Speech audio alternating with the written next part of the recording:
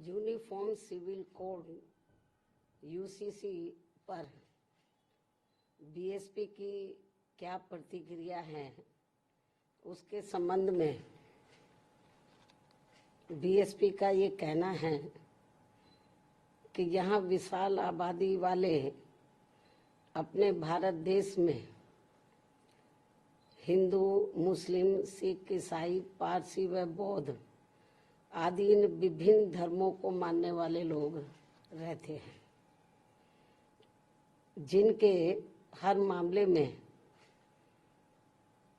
रहन सहन व जीवन शैली आदि के अपने अलग अलग से तौर तरीके, नियम एवं रस्म रिवाजें हैं, जिसे नज़रअंदाज नहीं किया जा सकता है। लेकिन वहीं दूसरी तरफ ये बात भी काफी हद तक सोचने वाली है कि यदि यहाँ सभी धर्मों के मानने वाले लोगों पर हर मामले में एक समान कानून लागू होता है तो उससे देश कमजोर नहीं बल्कि मजबूती होगा। साथ ही लोगों में आपसी सांप्रदायिक सद्भाव व भाईचारा आदि भी पैदा होगा।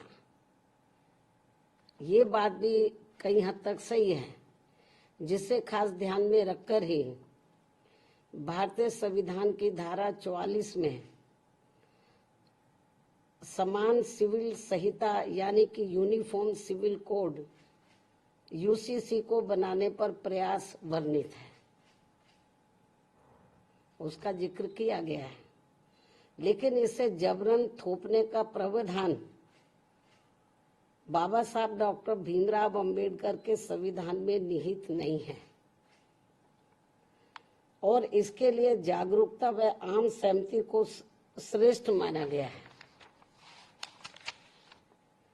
जिस पर अमल न करके अब इसकी आड़ में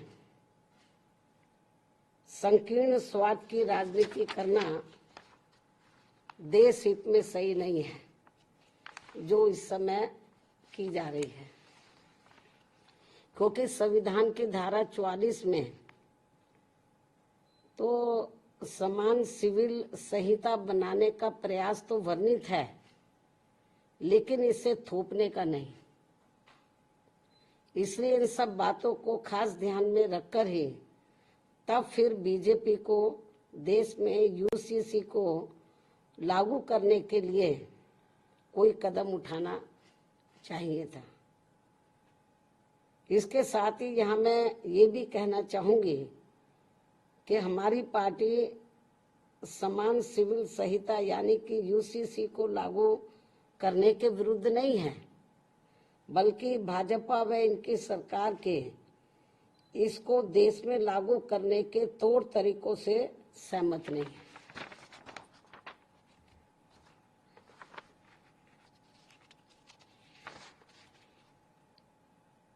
जिसमें सर्वधर्म हिताय व सर्वधर्म सुखाय की नहीं, बल्कि इसकी आड़ में इनकी संकीर्ण स्वार्थ की राजनीति ज्यादा देखने को मिल रही है, जो उचित नहीं है।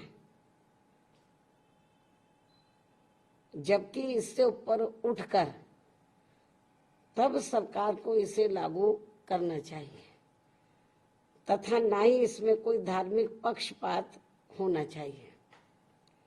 और यदि भाजपा सरकार ऐसा कुछ करती है तो तब फिर हमारी पार्टी इस मामले में अपना कोई सकारात्मक रुख अपनाएगी, वरना हमारी पार्टी इसका विरोध करेगी। जबकि देश व जनहित में सही तो ये होगा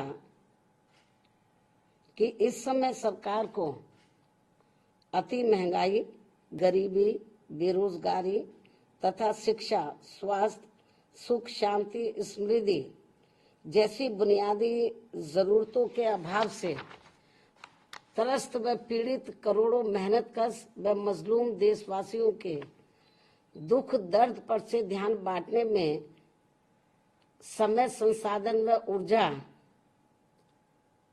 बर्बाद करने की बजाय उनसे मुक्ति पाने पर ध्यान देना चाहिए। जिन समस्याओं से ये लोग, देश की आम जनता त्रस्त है, पीड़ित है, दुखी है,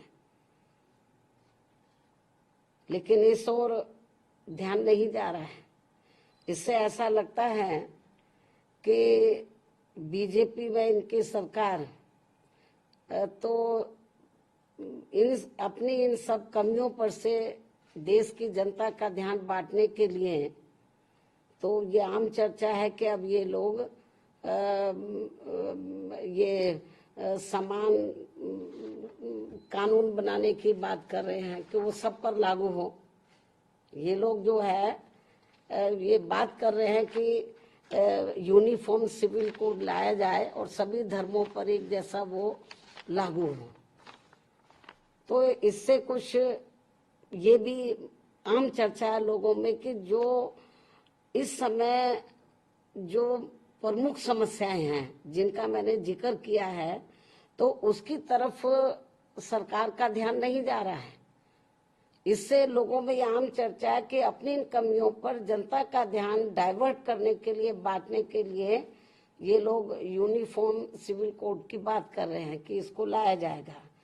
तो लेकिन मैंने बताया कि हमको इसके खिलाफ नहीं है, लेकिन इस बात को भी ध्यान में रखकर चलना चाहिए कि अपने देश में विभिन्न धर्मों को मानने वाले लोग रहते हैं, उनके अपने रस्म रिवाज है, उनकी अपनी कार्यशैली है, जन्म से लेकर मृत्यु तक उनके अपने अलग से तौर तरीके हैं।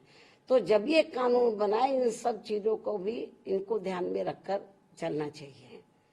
तो ये भी मेरा इनको ये कहना है, बीजेपी को, इनकी केंद्र की सरकार को। इस खास सलाह के साथ ही अब मैं अपनी बात यहीं समाप्त करती हूँ। धन्यवाद। जय भीम व जय भारत।